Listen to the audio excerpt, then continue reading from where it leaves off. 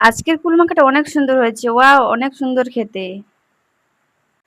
এই যে এখন দিয়ে দিচ্ছি আমি জিরে আর লঙ্কা, শুকনো লঙ্কা। তো যারা এই কুল মাখাটা করতে চাও, এই যে আমার মতন করতে পারো। এখন আমি জিরা ভাজছি। তো এই যে এখন আমি কুলগুলো ভালো করে একটু ধুয়ে নেব।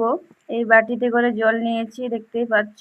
আর এখন ভালো করে ধুয়ে নিয়ে আর আমি এখন কড়াইতে তেল দিয়ে দিচ্ছি। তো এই যে শুকনো লঙ্কাগুলো ছিল এগুলো দিয়ে দিচ্ছি, এখন ভেজে নেব একটু ভালো করে। ভেজে নেওয়ার পর এই যে দেখতে পাচ্ছ হয়ে গেছে আমার। তো এখন আমি বাটবো। তো এগুলো দিয়ে দিয়েছি। তো এই যে এখন আমি বাটবো এগুলো। দেখতে থাকো আমার ভিডিওটা, যদি ভালো লাগে কমেন্ট করবে। তো এই যে আমার ফুল থেতো করছি এখন আমি। এখন থেকে দেখেই জিভে জল আসছে, তো থেতো করার আগেই। তো জানি না হয়ে যাওয়ার পর কিরকম লাগবে।